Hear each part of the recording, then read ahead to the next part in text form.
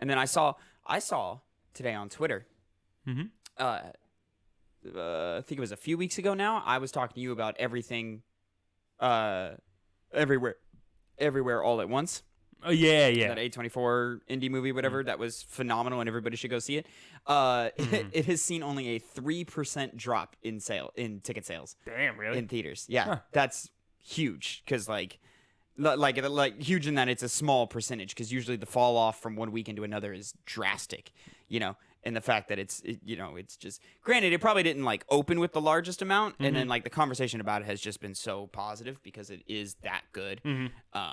Yeah, it's just crazy stuff. I've heard people alluding to moments that happen in the movie, but I'm not in the know because I haven't seen it. So I'm like, I don't know. What have you Guess been? I'll find out. Do you know? Do you? I know nothing. You don't. Literally, remember. that's why when I see images before legendary events, that Twitter account, I saw that photo going around, and it's from that movie, and I'm like, I don't know what's going on. So it's like, must have been cool. Some wild shit happens in that fucking movie. Guess so. Wild shit. I hope you like bagels.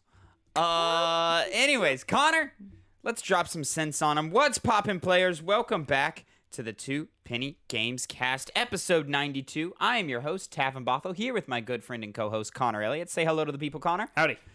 Now, ladies and gentlemen, if you didn't know, every week, me and Connor come to you Monday, 8 a.m. Central Time, youtube.com /2 Penny Gamescast and mainstream podcast services of your choice to bring you the new news concerning the video game industry. We come to you each with two topics, 2 pennies, if you will, and we give you our 2 cents on them. But if just talking about video games isn't enough for you, you want to watch some gamers do some gaming stuff, well, ladies and gentlemen, we play video games live over at twitch.tv /2pennygames every week, Tuesday, 2 p.m. Central Time. Me and my good buddy Phil put on a show called Hype, HYEP, Have You Ever Played, in which one of us shows the other a video game that they've never played before. I believe we are continuing that series this week. We were on a hiatus. Phil's been out of town doing some work stuff. I was wondering when it'd get back. I believe we're back this week, but I got to talk to Phil about it. So, okay.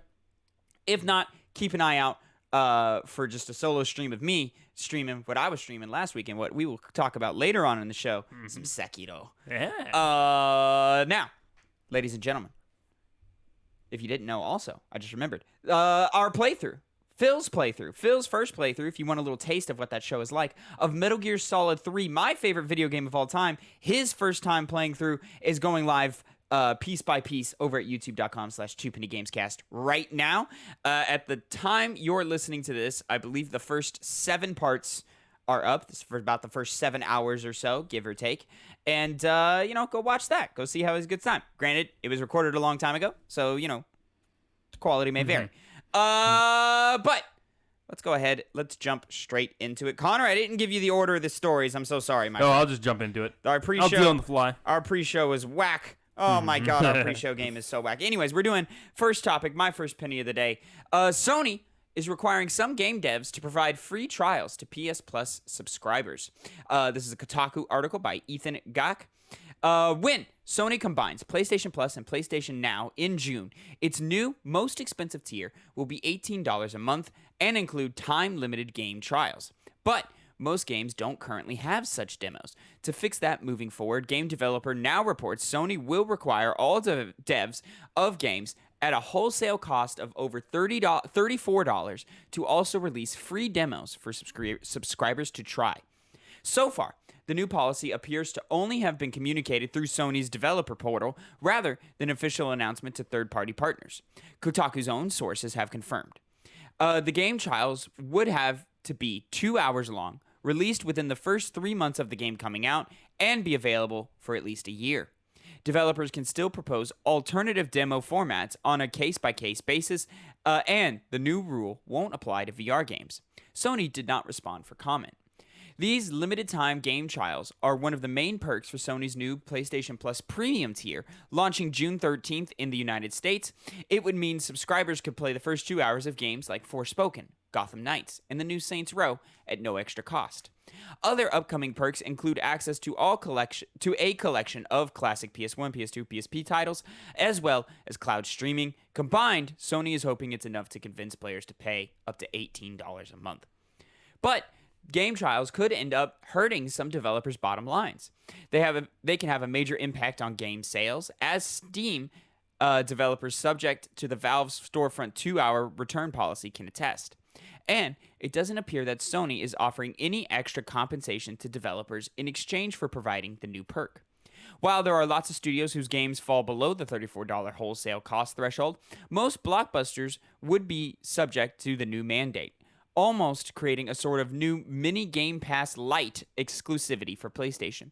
That is, unless large publishers like Square Enix and others are able to negotiate some sort of carve-out or Sony backs away from the mandate.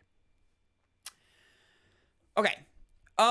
So there is a lot I saw in my Twitter sphere. I saw a lot of different takes on this. It's also worth noting that I saw, a little thing of like Sony sources confirming that the PlayStation Store side of the Sony team will be in charge of like sort of setting these game demos. So who knows if that means it's going to be the first 2 hours of the game, or if it's going to be, deeper into the game when you unlock different mechanics and systems. I think of Horizon Forbidden West and how the first 2 hours of that game are not truly representative of the actual game that you play.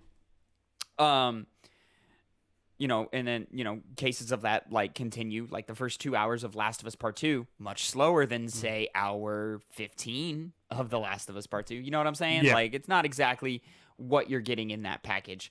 And then it really just kind of depends case by case and title by title here. Overall, I like that they're bringing the idea of demos back, because demos have been gone for over a generation now at this point, basically. I don't love that they're making it mandated. And if it is on the developers to do this, or to create a demo, that's tough, man. That's a lot of resources that could be allocated to actually making sure the game works, because a lot of these games come out duct taped together and barely working in order for us to enjoy them the way we do. And so that extra time and extra resources and budgeting that wasn't accounted for when they started developing games like Gotham Knights, like Forspoken. Now they've either got to allocate resources for that, crunch the first few months after release to put together a vertical slice of some kind, or just give you a random 2 hours, in which case you're either thrown into the deep end and you don't understand the game's systems and mechanics and you don't have a good time, or you're thrown into the beginning of the game where the first 2 hours may or may not be representative of the majority of your time spent, because there's tutorializing, or it's a narrative-based game that's heavy in the front. If you play Death Stranding, for example, the first 2 hours of that game is fucking cutscene. Mm-hmm. You play for 15 minutes, and then you watch the 2-hour cutscene. Okay. That doesn't change, and then, once you're past that cutscene, then you spend about 15 hours before you get to another cutscene, Mm-hmm. Like, it just kind of depends case by case here.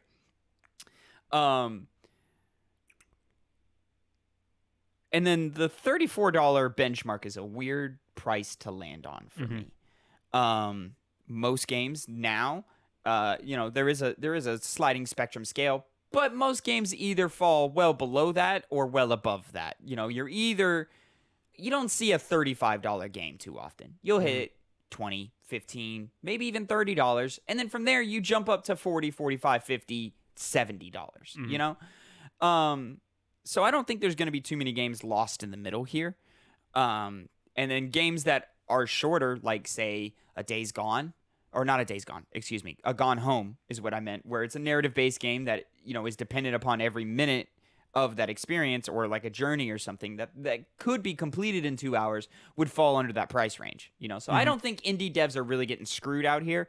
I forget. Google for me the price of Sifu. I believe it was $40. That makes sense to me. $40. I'm pretty confident that it was 40. Sifu. But yeah, overall, like, I'm enjoying this idea and this concept, or I enjoy this idea and concept, but I'm very curious as to how. 50. It was a $50 game. Mm-hmm. Was that for like the PS4 version or the PS5 version, and then it was $40 on PS4? PS4 and PS5, same one. Okay. Yeah. I mean, but like same thing, like. Wait, that's the Vengeance Edition for PS4. Yeah. Okay. Yeah, so it looks like it's $40. It's $40. Okay, that makes sense. That's what I thought it was. But like games like Sifu, 2 hours. Is it replayable? Do you only get those first 2 hours? Because I can beat Sifu in 45 minutes because I've practiced and I've got that down. So if someone is just running this demo again and again and again, that's the whole game. Unless you are limited to only the first level, in which case that's a hour, maybe give or take. Depending on how good you are at the game and so forth. So I don't know. There's a lot of different things to like pull from this.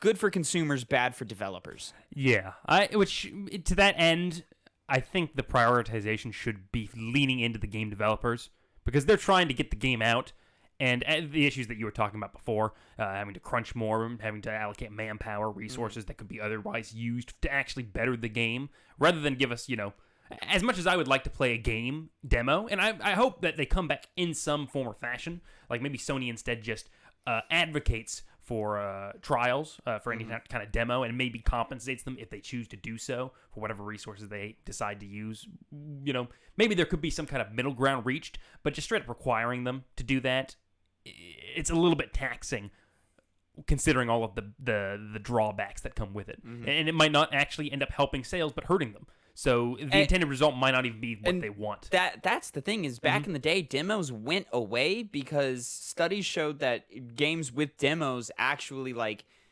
could sometimes end up with lower sales than games without demos. So it's just a matter of we would rather just base everything around marketing and hype than give players a chance to play this game and then not spend their now $70. Like, for example, if there was a demo for Guardians of the Galaxy last year and I had played that, I would not have bought Guardians of the Galaxy. I would have saved myself $60. Yeah. But because I couldn't do that, I tried it out, found out I didn't like it, and only made it 5 to 10 hours in. And I only went that long because I was already committed because I dropped $60 on a game, So, I mean, maybe that's changed now. I know Steam does a lot of little trial and demos things, and I think that's successful for them. And people are seeing profits in that. So maybe the industry has changed, and maybe the consumer understands the bigger picture now. But I don't know. Overall, I don't think this is a necessary move, and I think this is a lot of resources and time and money, dedicated to a service that is desperately trying to justify its existence when its competitor is fucking killing the game with Xbox Game Pass, So what are we really doing here, PlayStation? Is this something that you really want to be spending your time doing here? I guess they may, in response to having people react to this, and maybe they get a few demos out and they don't exactly perform really any significant change in how hyped it makes people for games or how makes it more likely for them to buy it, and then they just abandon the practice. That's possible. I see them kind of, if they can try and make money off this in some way, they'll at least want to try it out. And if not, well, just scrap the thing. I mean, it's a different thing if it's your own studio. If it's your studios, which don't get me wrong, that's not anything to scoff at. You got some heavy hitters under your belt. But if I could get a demo for Spider-Man 2, pre-release, I'm gonna play that for fucking, if it's a 2-hour demo, I'm gonna play it for 10, but at the same time, I wouldn't want that for a Last of Us game. Don't show me the first 2 hours of Last of Us Part 2. Absolutely fucking not. Let me play that and experience that in full, how I did. You know what I'm talking about? So I don't know, tricky, but if there's games that I am on the fence about, A Days Gone, for example, and I go, maybe I'll give it a try. That 2 hours could sell me on the game. Or it could, cement me not getting the game. Sure. It's a case-by-case basis here. Overall, how were you feeling about it? You're more soft on it. Soft on it? Maybe not the best option. All things considered. Cool, but it's cool, but at what cost is it cool? Yeah, you know what I'm saying? Will I even play the demo myself? I wouldn't really, because I also kind of clash with the idea of I want to play the game in its entirety when it comes out, not just get a little taste and then just get starved on that little piece. But I get wanting to dive into it. You and I are different consumers, though, because we stay up on the latest and greatest, and we play games a whole lot. But the guy who just plays, I don't know, 2 or 3 new games a year max, maybe he does want a demo for God of War Ragnarok. Yeah. Just to see if it's worth his time. Who knows? Let him beat up some baddies and then just move on. Exactly. But decide if you want to then play again, it after that. where in God of War do you drop him? The first 2 hours of that game, I imagine, are going to be slow with one really cool boss fight like they did in the first game. And then it's not going to be until hour 12 where suddenly like you're hopping through different worlds and different dimensions or whatever the fuck and battling in a mini roguelike game. You know what I'm talking about? Like, I don't know. Strange choice. In a not-so-strange choice, though, and something that gets me quite excited, Xbox has announced an Xbox and Bethesda showcase set for June 12th. We're pulling an IGN article from George Yang. Xbox and Bethesda have announced that a summer showcase will air on June 12th at 10 a.m. Pacific. The showcase will include upcoming games coming to Xbox and PC, as well as Xbox Game Pass. Currently, Xbox's most highly anticipated game with a set release date is Starfield on November 11th. We'll also certainly see the first gameplay at the showcase, if it doesn't come beforehand. Arcane's Redfall is also scheduled to launch sometime in 2022, so a release date for it might be revealed too. While Bethesda already announced Elder Scrolls 6 back in 2018, it might be a while until we hear anything else about it. Now this is just okay. Here's the thing: we just need to talk about Xbox titles here. They're doing as much speculating as we're about to do. Here. First of all, that's exciting. I'm excited for a cool little showcase from Xbox. Give me, I don't know, hour and a half of what is Xbox and what is Bethesda doing right now. It's a great time to see some real in-depth Starfield footage like the article here describes. I think that's a slam dunk. We're seeing Starfield gameplay there for the first time. Probably going to be like 20 minutes. Just here's everything you can do in this big open world RPG game. Sure, I'd like to see Arcane's game, but I can wait on that. Take your time. What I'm interested in is seeing the other studios. What is Machine Gun Games doing? What is id Software doing? Are we doing more Doom stuff? Machine Gun working on some Indiana Jones stuff. What are we seeing any of that, or are we getting an announcement of a new Wolfenstein? Anything like that? I'm just hypothesizing. I'm throwing shit out. Sure. We haven't really heard much from those studios in terms of actual releases for a while now. So I mean, we haven't heard much from Xbox Game Studios in general. Where's Fable? Where's we understand that Perfect Dark is in a bit of a development issues right now, but are we going to see more from that? Beyond Good and Evil. Will we see that some more? I wonder if we ever will. How wild would that be if Beyond Good and Evil showed up there? But it's not out of the realm of possibility. Yeah, I mean, minimal. Senua Saga, Hellblade 2, sure.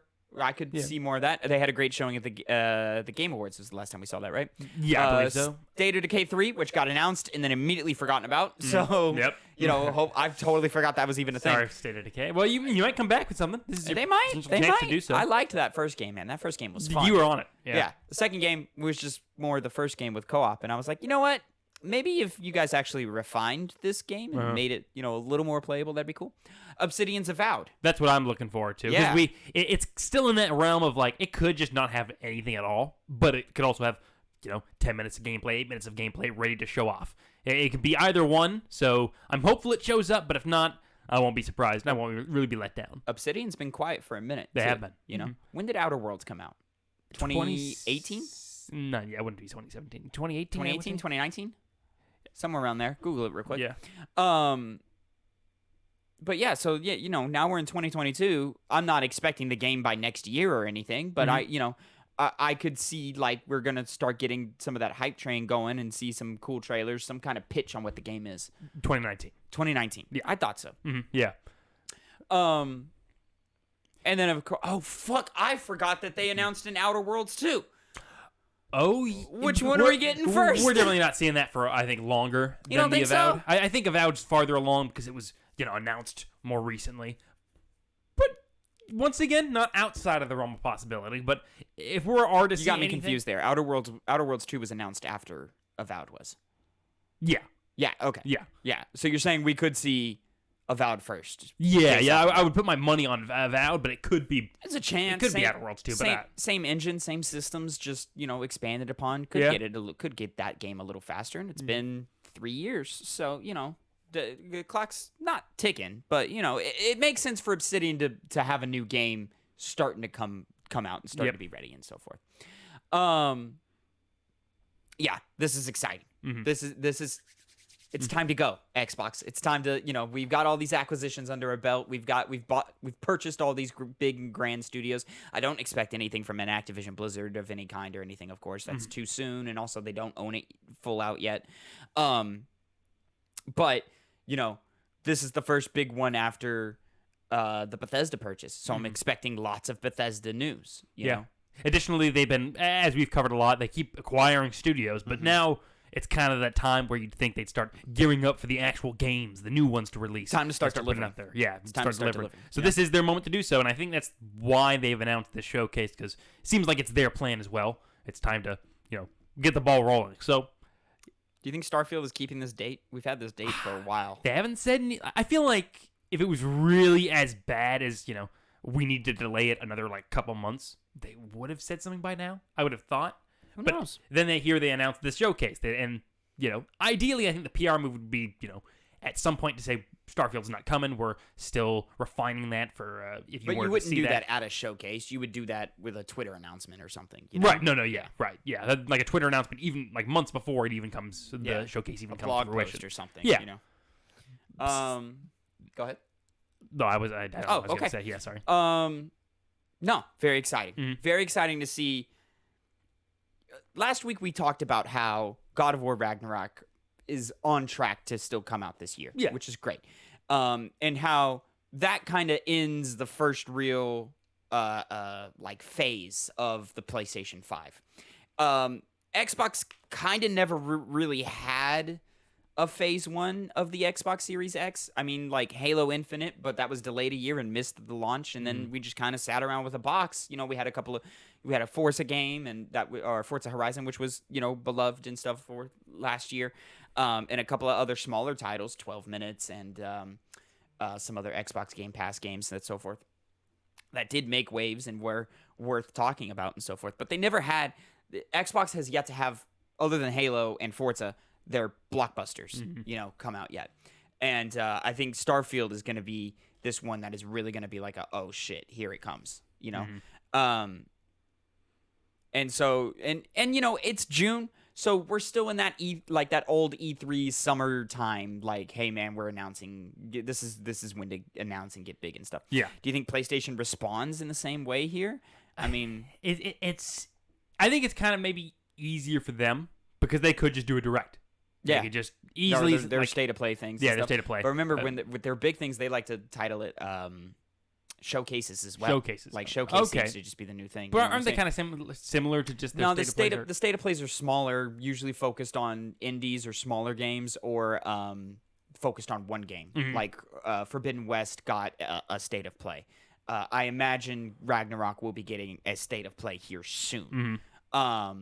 And then it just kind of where they do their fucking unloading on us. Last of Us 2, Ghost of Tsushima, those each got state of plays. Yeah, right. Well, in that case, I'm hesitant to say that. Oh yeah, they'll definitely respond in some way because do they really need to right now? Well, there's a lot of studios that we don't know what are doing with PlayStation. I mean, Xbox, we know what most of these studios are doing. It's just we haven't seen them come out with any actual information with we've known about Perfect Dark, we know about the Indiana Jones game, we've known about Redfall, Outer Worlds, Avowed, the list goes on and on. We know what these studios are doing, we just haven't seen anything from them. PlayStation, we don't know what Naughty Dog's doing. We assume Sucker Punch is making Ghost of Tsushima 2. Insomniac is really the only one where we're like, oh, we know exactly what they're doing, with Spider-Man and with Wolverine. What is Blue Point doing?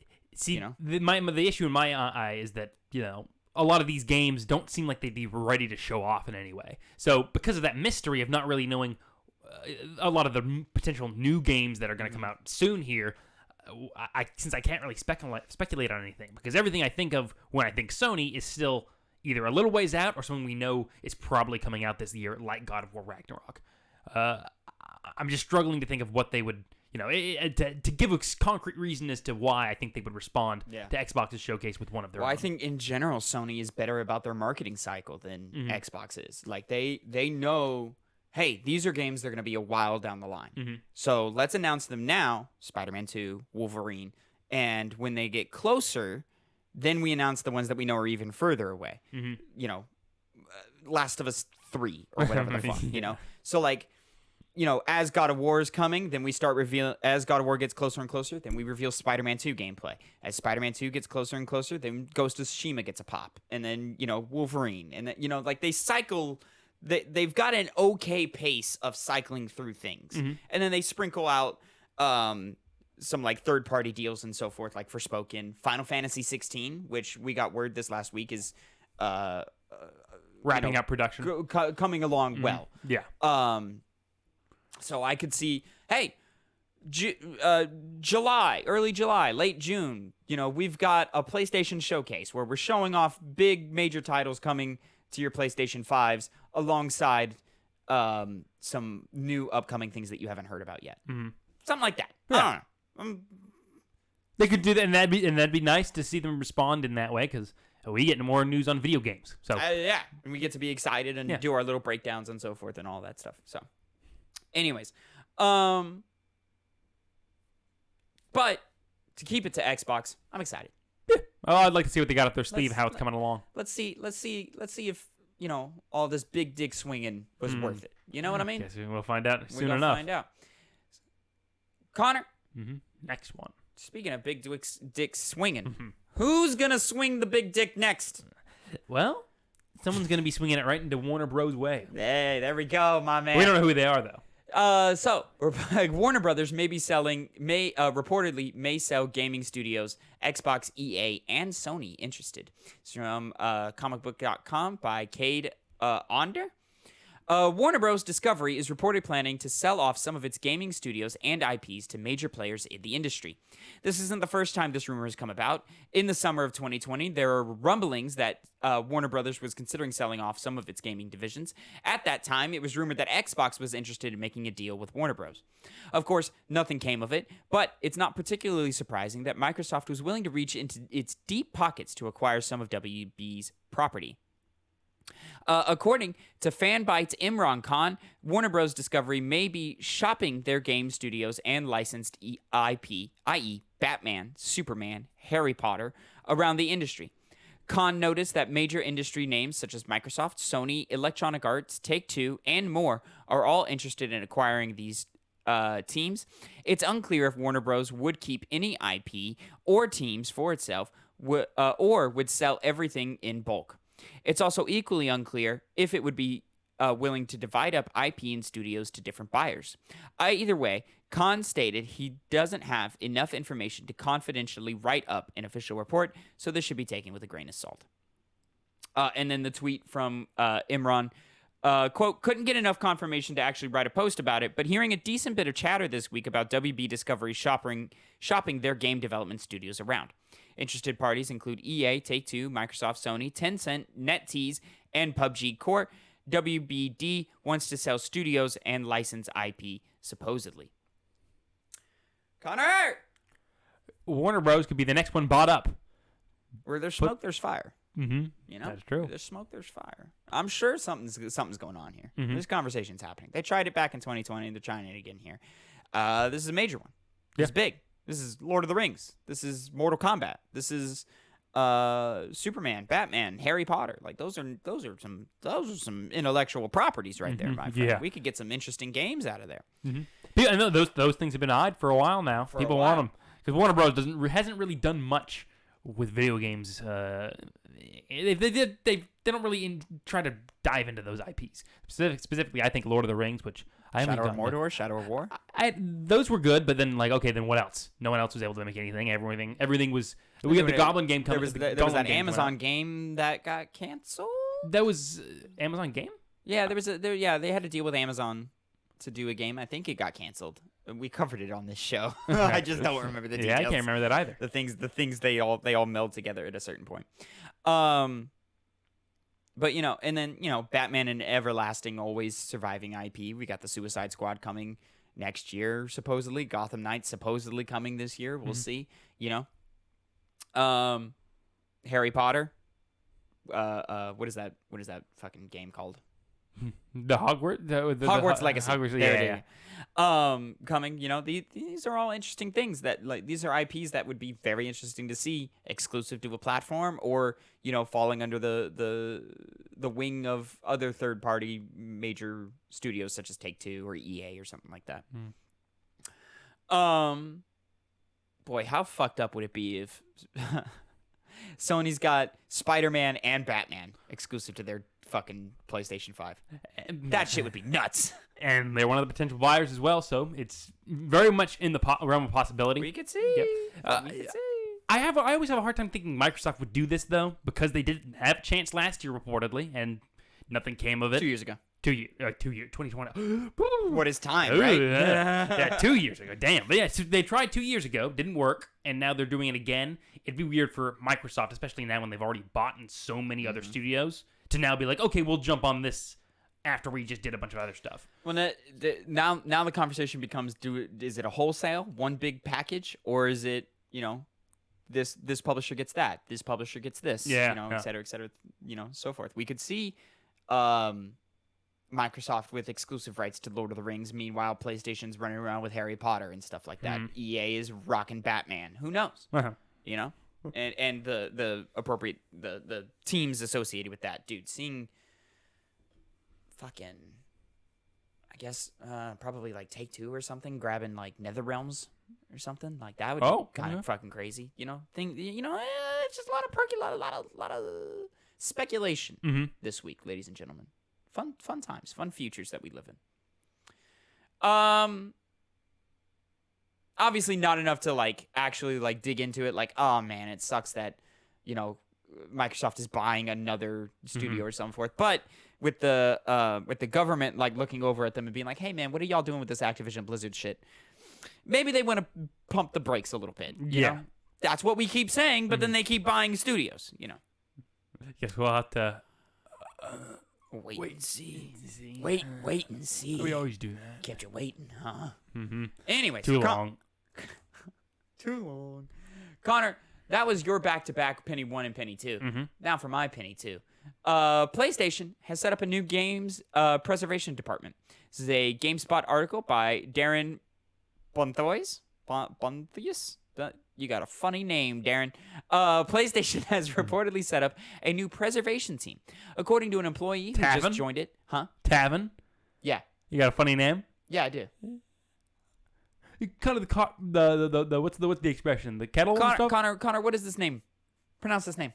Well, I can't. Yeah. But I don't have a but you can look at my name and you can take some guesses. This one, I got no idea.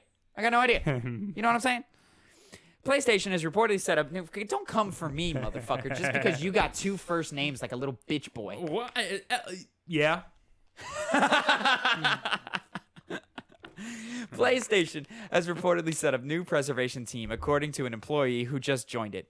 Build engineer for Canadian mobile developer Caben Garrett Friedley celebrated his new position as senior build engineer for PlayStation on his Twitter and LinkedIn pages. Quote, "Today is my first day as a senior build engineer at PlayStation, working as one of their initial hires for the newly created preservation team. Game preservation was my first career passion, so I'm ecstatic that I get to go back to those roots." Sony hasn't divulged any other details on its preservation team or the goals of the group, but Friedley's credits do include work at EA from 2016 to 19 that saw him lead preservation efforts for the FIFA franchise. Sony's current efforts towards preserving its past have been subject to criticism following the company's decision to close the PS3, PS Vita, and PSP digital stores last year. Fan feedback saw Sony step back on most of those plans as it pledged to keep the PS3 and PS Vita stores open for the foreseeable future. PSP store wasn't so lucky, though, and it was shuttered on July 2nd, 2021. Compared to Microsoft's robust backwards compatibility effort, which have recently concluded, Sony's approach to offering legacy titles have also been criticized. The company's new PS Plus premium subscription does offer a selection of original PlayStation, PS2, PS3, and PSP games to play on PS5, but PS3 games are only playable via cloud streaming. Microsoft has employed a similar method for older Xbox 360 and Xbox One games on the Xbox Series X/S, as compatible titles can be downloaded from the marketplace or authenticated via original disc for a fresh download. So, I think this is great. For one, I've been kind of banging the drum for a little bit on this show now of like, we've got a good chunk of time that we're losing. Like, we are losing a lot of classic titles. You think to Nintendo with a lot of like N64 cartridges and NES cartridges that are just gone. Like, they're just gone, and you just got to hope that Nintendo brings them back in some way or form or another, or you have to download some kind of emulator and hope that it's good and so forth. It's hard to, kind of go back into history and preserve some of these things. The PlayStation 3 just locked away behind a cell processor that we just can't, for whatever reason, figure out a way around of, or PlayStation has yet to, put in the effort to get it in. These might be the beginnings of, getting these titles up to date and up on something new that making it more accessible to play these legacy titles from years and years and years ago. Now, the question that I have is how, it's one that really can't be answered, obviously, but how exactly are they going to go about doing it? Because admittedly, when it comes to video game preservation, the exact details on how you achieve that is beyond me. If you asked me to do that, I would be unable to do it. Maybe I'd be able to download illegally something on a hard drive, but, beyond that, I'm pretty clueless. So, a lot of what I would get from what they end up doing with this department is through, articles, and I'll have to keep my eye open for that to make sure. Well, you assume it's a lot of like going back, finding old code and stuff, because it's not like you can find the original Uncharted trilogy, that code that's lying around somewhere. Insomniac's Ratchet and Clank games on PS3 and Resistance and Infamous and all these great titles that were, Metal Gear Solid 4. The code is still sitting around. We just got to go get it and put in the work to make it work on PS5. For some of those older games, when you start reaching back to PS1 and PS2 type stuff, that's going to be a little harder to get your hands on, but once you have it, you have it. And I assume a lot of it is kept at the studios themselves through some kind of archiving or something. Hopefully, we haven't lost a whole lot. Now, in terms of how do you get it to the public, sure, you could, piece it together and, nickel and dime us. But, if you really want to put value behind this new PlayStation Premium service, you go, hey, this team is dedicated to preserving games and bringing them up and bringing them forward. To me, it's, hey, man, this team is going to figure out how to get PS3 games on your PS5. This game is going to figure out how to get old classic PlayStation 1 games on your PS5 that we haven't done yet already, and when we do this, they will be available in PlayStation Plus Premium right there. You can buy them individually if you want, but also premium $18 a month. There you go. You get all access to this great library of games. Yeah, that would be a logical choice for what they're trying to do now. I don't think they're going to do that. I think this is something that's going to be forgotten and then foreclosed in 2 years. Yeah. It sounds nice, but really issues can arise. But as you said, in the spirit of it, I don't want games to go away and just be forgotten to time.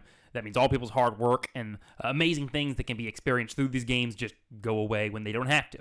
Just because, bullshit technological reasons or copyright laws prevent things from being preserved in a proper way. Whether they do it properly, though, I don't think Sony would have be one of the companies that I think would screw this up, but it's definitely likely that they could. I don't know. Screw it up, no. Just not do it is a hard yes. Because, I think the worst in terms of game preservation is easily Nintendo, in terms of these big publishers and so forth. Definitely. But Sony's not far behind them. They're not great at this. And Xbox has just been kicking ass for the last 6 years, 7 years at this point, where they just continuously, update their backwards compatibility roster and expand it and make it bigger and better and add it to Game Pass and all these great things and great choices that, gamers have on that platform that, we just don't get on other ones. And what sucks is Xbox has the least compelling backlog of video games. PlayStation and Nintendo run the fucking gambit from the 90s to the 2010s even. that's where we want to be. Let us have it. Anyways, Maybe in the future. maybe in the soon. future. Connor, that's it for the news this week, my friend. Yeah. I forgot. Man, we just dropped the ball on our pre-show setup this week. Connor, what have you been playing this week? Unfortunately, I am still resigned, imprisoned to Elden Ring. So I'm still doing that. Still in the cuffs of Elden Ring. Yeah, it's annoying because I'm only have like a couple hours each day, so I have to make sure that I play every single day to get even value in it. And even then, it's like, man, I just can't play for long periods of time, and I just have been missing it out on it. Damn. Yeah. It's hell, I think, actually. Is it? Uh-huh. Yeah. Welcome to my life for the last forever. What are you talking about? You had all sorts of free time to do things. What Unemployed are you talking jackass. Anyways, Elden Ring's still good. Elden Ring's still game of the year. All that nonsense. Everything that we talked about for the last 6 years. Okay. It feels like 6 years. All right, Connor. That's enough of that. Mm-hmm. All right. Well, not in a sense, not really. What have you been playing, Tavin? Connor, I've been playing Sekiro. But Shadows that's Die kind of Twice. like Elden Ring, isn't it? It is kind of like Elden Ring. So here we go. I got. Oh, it's making noises. Stop making noises. silly goose. Oh, you're in the castle. Okay. Yeah. So this is just 12 minutes of footage here. This is actually the I forget what it's called. Hirasta Estate. This is right before the Lady Butterfly fight. This was my first attempt at her, and then I think I had a few more attempts, and then I had to stop recording and go do something else. This is the first time you fought her? No, I fought her when the game came out, got stuck on her, went and did something else, and got stuck on somebody else. I'm happy to say, Connor, I've now officially beaten both those bosses. Yep. I am further along than I was back in 2019. And back in 2019, I liked Sekiro. It was solid. I was having a good enough time, but it was like, I was like, I'm just not, I got distracted by something else, or something else came out, or I just put it down because I was annoyed at the difficulty, whatever. Boy, oh boy, I'm fucking hooked now, man. I don't know why. I don't know what's happened, but man, is it fucking clicking. Is it now making sense why it won Game of the Year for when it came out? Yeah. Yes. Yeah. It was definitely the highest quality game that year. That's for sure. I'm happy you finally Fire Emblem found Three it. Houses. Resident Evil 2. 2019? Yeah. Wasn't that 2020? No. No, you're wrong. No, 2020 was Last of Us Part 2, Ghost of Tsushima. No. Oh, wait a second. Yeah. No. Yes. No. Yes. You suck. Anyways, No. It's possible. It's not possible. it's what happened, buddy. Anyways, so Sekiro, bro, it's fucking great. It's fucking great. I don't understand why you From Software nerds don't talk about this game more. This game is fucking awesome. But we like it. It's great. It's fucking awesome. One of the best games that year. The gameplay is so tight. The design of the world is so fresh, like, to me. Like, it's fun to just go around and look at things. Like, it doesn't do the Dark Souls thing where every boss is fucking huge. There's a couple of big boys. Right before this Lady Butterfly fight, there's a big boy. Yeah. You know? But, like, you know, the way that they incorporate that deflect mechanic, like, is so fucking good, and it feels good every time you do it. And you know, this is all like ABC shit for From Software nerds, but you know, this is the first time where like one's like clicked for me, and I'm like actually in. Yeah. It's the most unique FromSoft game that they've ever done since Dark Souls. Studying these enemy like movements and stuff, and to be clear, like I got stuck on the other boss. I got stuck on is right before what's his name, Jinichiro, who's Jinichiro. like the main Jinichiro, who's like the main antagonist of the game, I guess. Yeah. Yeah, he's the dude who cuts off your arm and kills you in the beginning, and then you revive. I just got past his first real fight where they start throwing the lightning attacks at you and so forth. I just got past that. The guy right before him, who's a lesser boss, he's just quick. Yeah, he's just real quick. That one. Oh, he's just yeah. real quick. I got him in two, Connor. Yeah, he has a simple gimmick of like, okay, when you know exactly where to block him, he's a piece of cake. Yeah. Piece of cake. Lady Butterfly took me quite a few tries. Hard boss. No, she was difficult. What was his name? Jinichiro? Ginichiro. I believe so. It's been a while. Oof. I was stuck on him for 2 days. Yep. 2 days. Granted, yesterday and the day before, I beat him today before you got here, Con. Oh. but the yesterday I only played like 20 minutes. I got like 2 attempts in, and I was like, I'm tired because I just got home from work. It was 2 a.m. I was like, I'm tired. I'm really just like studying his movement. That's really all it is. Oh yeah, the vitality and posture, building up the posture meter to break their posture to get an insta kill, but like the recovery time being low if their health is high, like that's great. I love that. Yeah. I don't know if Sifu did the same thing, but didn't feel like it. No. But like here, it's like clearly like, okay, don't deflect. I mean, deflect, but like don't do it a whole lot, or don't have that be your focus. Like put in some damage, put in some work, and then get your deflection game up and so forth.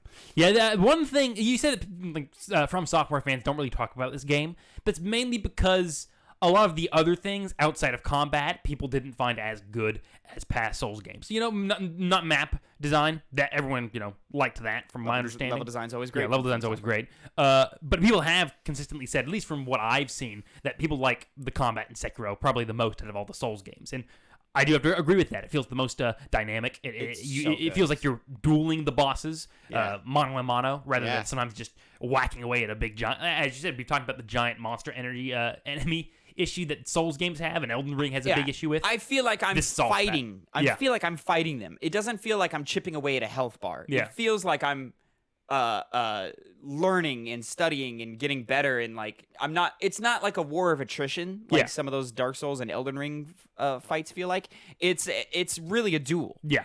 It's really I'm trying to outclass you. Yeah, it is the best way that From Software designs bosses, put in most of the bosses in a game. Yeah. So it works extremely well. Oh, it's so and good. You got good ones coming up too. And there are giant monster boss fights, as there should be. I'm sure. And they work differently in this game than they do Souls games even then. Maybe they have a higher health bar, but you'll find out. Yeah, I mean there was the big boy right before, which I'm sure is not like the biggest of things you fight in the game. No. But I enjoyed even fighting him. I didn't enjoy fighting the bull, which I know is infamous, and I fought him the first time around, and I hated it then, and I hated it now. Yeah, he's a bad boss fight. Fucking sucked. And I do have, some minor criticisms. I don't think the some of these fights are not placed in appropriate arenas for the type of game that this is. The camera can get in the way. For example, when the game first starts, you wake up in like a well or whatever, and you climb your way out. And eventually you find yourself back to that well. And there's a duel there with a one-armed swordsman who's fucking tough. Like, he's tough. One of the hard, first really difficult things you can fight in the game. Even though he's still just a lesser battle, but he's tough. The way he is so fast and he moves around the arena so much, but it's such a tight, confined space that you feel like you're fighting the camera just as much as you're fighting him. Yeah. Which sucks, and it detracted from how good that fight actually is, because it is a good fight. It's just, the fact that there were things around it that made it less good. I don't like fighting when you're out in the open world, I guess, or when you're out in just like the regular world, when you're outside of a duel and you're fighting the normal dudes or whatever, the bigger guys, the giant, they're dumb babies with fucking giant bats or whatever, I don't like fighting them ever. Yeah. Like, they're never fun. And just working my way through some of these levels is kind of a chore to me. For example, climbing my way up the tower to go fight Genichiro. There's that, iconic meme moment of the dudes hiding behind the kites that come out and those guys fucking suck. I don't like fighting those guys. They fight you 4 at a time. They're all jumping around. They're throwing shit at you. Some of them's got fire sticks.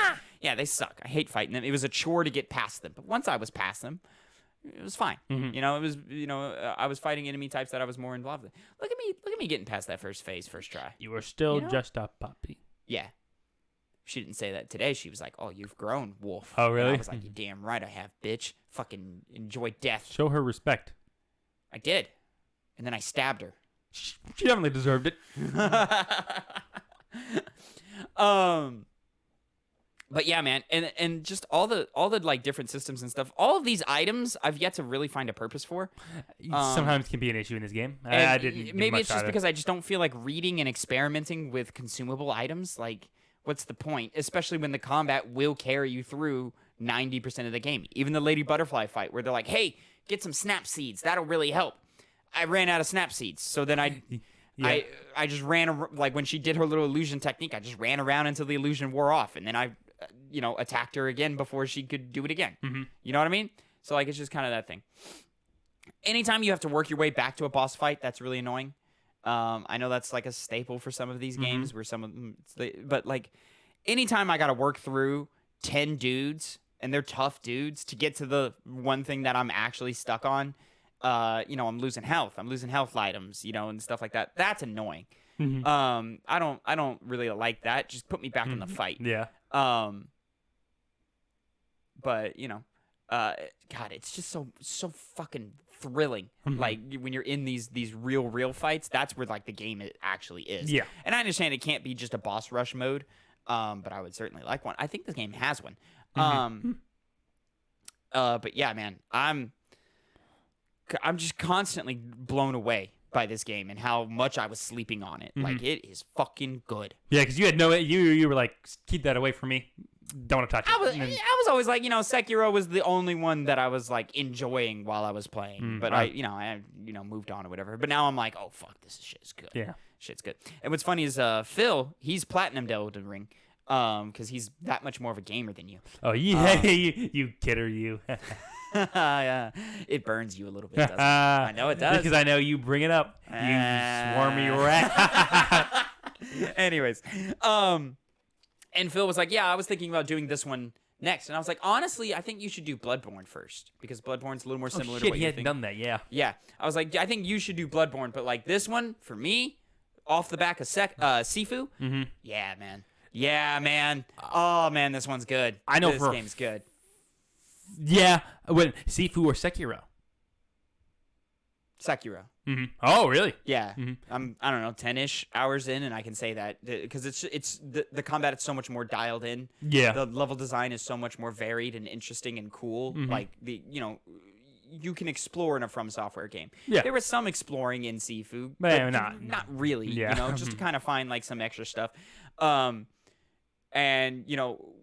because Sifu tightened its vision up, its mechanics needed to be at 100%.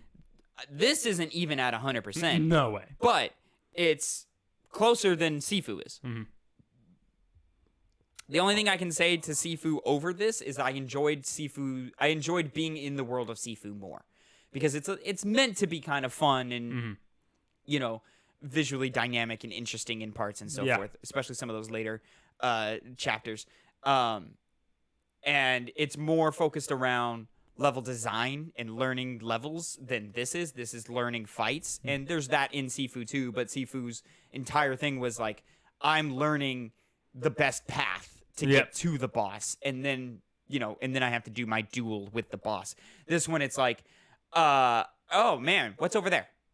Oh shit, it's a whole fucking, like, it's a gauntlet of boss fights that like, this is a whole optional area that I didn't even have to go to, and it's here, and it's like, fuck yeah, man, give me these prayer beads and stuff. Yeah, man, this is great.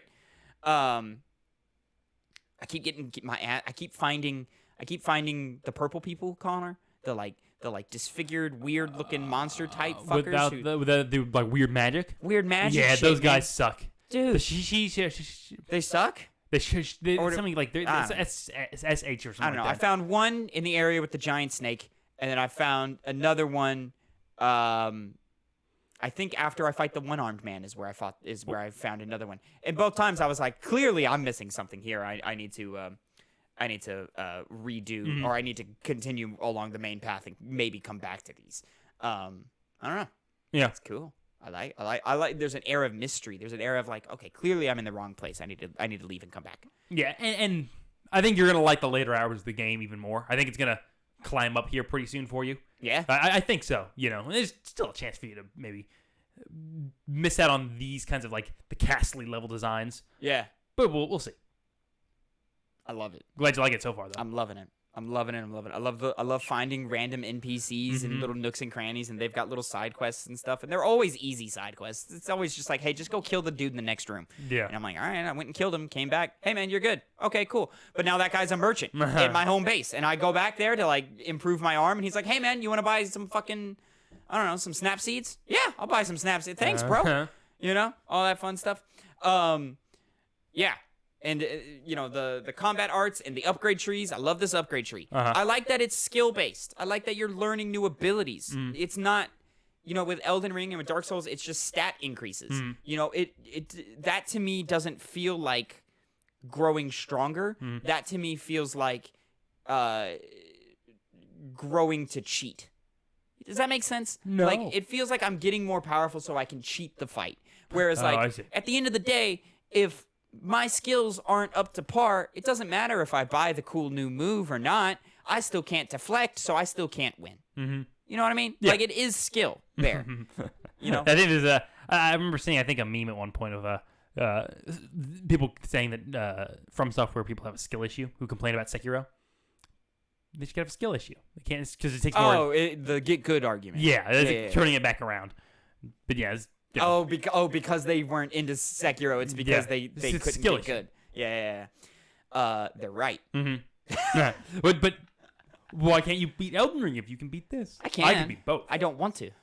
I don't think you could. I don't think you'd ever. I have no reason to believe that you would. Connor, don't make me go away for 3 months or don't make me go away for 2 weeks and platinum this game before you. I never said. I'll go through and I'll platinum every goddamn From Software game if I need to. That's your platinum choice, platinum gamer. I'm just saying, you're the From Software guy on this podcast. But hey, you're the platinum gamer on this podcast. Yeah. So it's a clash of ideals that I don't. I intend to platinum this game. Oh, you do? Oh, yeah. I mean, that I intend makes to. sense. We'll see if it ever happens. I think it takes a couple playthroughs to get the end. I don't know about the endings. If that's like a thing you have to do over and over. Is there actual choices going on? Oh yeah, there's multiple endings. That's the reason I wanted to go back to it. Yeah. Was because I was like, I can get the even better ending. Because there was a moment with Haru here after I beat the home dude for the first time. He was like, "Hey man, can you help me out or like not?" And I went to be like, "Oh no, I'll help you."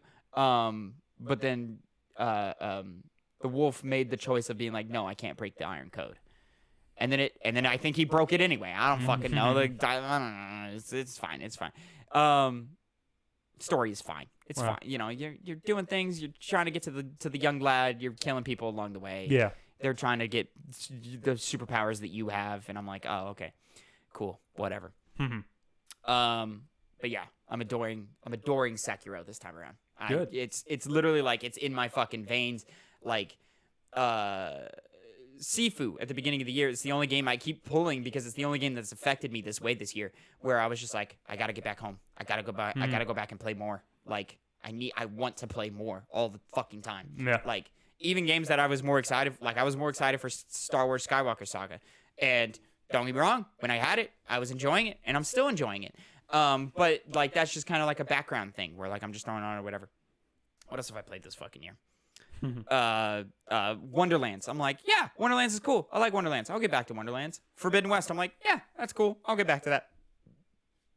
This one, it's like, this is great. I need to get back to this. Yeah, like I'm itching. I'm at work and I'm thinking about it. Those are the most special games in my eyes. Ones where you just can't put it down. You just keep on going. The first time I reflected a lightning attack, Connor. It's cool, huh? I didn't even know what I was doing. I was like, oh! And it comes. The visual effect of it just is amazing. So it makes you feel really cool. It makes you feel like you did something that paid off both visually and mechanically because the boss now has less health. But yeah, it's good. And then the countering the stab move where you just dodge into them. Yep. Oh, it's so nice. It's so nice because it's so easy to fuck up. No, yeah. Because like, you could like you're constantly like when they're coming at you, you're backing up or you're moving to the side or something. You're trying to sidestep all the time. It's the one thing where you have to move towards them. So like your muscle memory is not your brain sees it as an attack and there's muscle memory attacks, step to the side, step back, something like that. To step forward kind of breaks it just takes a second of like you have to steel your mind for it. You have to you have to like ready yourself for it and be like, that's a stab forward. Yeah. Like, which I think it's just so good. Yeah. It's just so good, man. I couldn't put this game down either when I got it. Oh, it's fucking good, man. It's been a while. And also like just the character design and the intent behind it. There's so much intent behind this game that I don't feel in the other From Software games. And I think it's because they focus you into the shinobi build. You are a shinobi. This is what you are.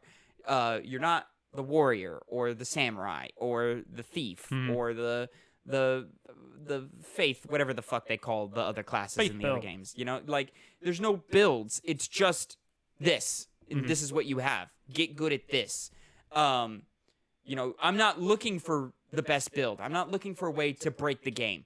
I'm looking at the game and I'm going, this is the challenge in front of me. I understand it. I understand what I need to do to get past it, and there's no other way. Yeah. It is test yourself. And if you're not up to the test, well then motherfucker run it back and run it again and again and again and again until you do get it. It's not like, you know, when I was fighting who's that first motherfucker in Elden Ring? Margit. Where I fought Margit and I was like, I feel like if I had magic and could do summons and stuff, I feel like this would be a lot easier. And then I look online and I go, oh, look at that. Yeah, summons, a lot easier. You know? Yeah. With this one, it's straight up just, okay, I have 3 attachments in my arm. One of them is going to do something to this boss. You know? Bam, try that, didn't work. Bam, try that, didn't work. Bam. Okay, there it is. Let's go. Yeah. And that's a fun little bit to find out and try out everything. And then you have, I don't know, 6 or 7 options. Narrow those down to 2, and then use whatever you like the best to attack this boss. I fucking love Sekiro. Yeah. Well, then keep playing it. I'm gonna keep playing. I'm gonna do it, Connor. I'm gonna beat it. I'm gonna platinum it before you, bitch. Hey, let's not get in the platinum calling game.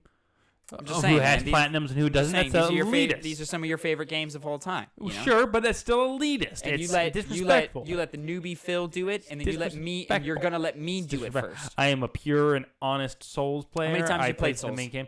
Many times. Many times. Yeah, many How many times. platinum trophies you fucking got? None. Yeah. Irrelevant. Irrelevant is the good word to use. Ladies and gentlemen, that is it for your 2 Penny Gamescast episode 92. Thank you so much for watching and listening. Remember, you can get this every week, Monday, 8 a.m., youtube.com/2pennygamescast, or mainstream podcast services of your choice. And you can watch us play games live over at twitch.tv/2pennygames. You can come watch me play Sekiro at some point. You know, at some point I'll be playing on stream again. And then... Connor, you watched me beat the first boss. Yeah. The first real boss. Sekiro. Fucking first try at that bitch. That's pretty impressive. Was it first try? It was second try. It was the second try. I apologize. Oh, no, that was the first try. Yeah, no, it was the first. You missed the first attempt. attempt. Okay. I got it. It was the second attempt. It was the second. I'll okay. keep myself honest here. Still, I'm saying second attempt. Still, I think that's still pretty solid. Yeah. Two attempts. That's a good hearty boss fight too. Yeah. Was it? Yeah, for like the first boss of the game, the first actual boss. Yeah, solid. Yeah. I usually get past the first phase first try. You know? Yeah. Second phase fucks me up every time. Second phase is the hard part. When Home Dude pulled out that third phase, I was like, fuck! God damn it, now he's shooting lightning? Holy shit! A lot of phases in these bosses. I love it. Yeah. I love it. And still, it doesn't feel like attrition. It feels like skill, you know? I love it. Anyways, twitch.tv/2pennygames. Tuesday, 2 p.m. Central, we're coming back. We should be coming back to hype, probably with some Sly Cooper and the Thievius Raccoonus. Until next time, have a great time. And Connor, say goodbye to the people. Goodbye.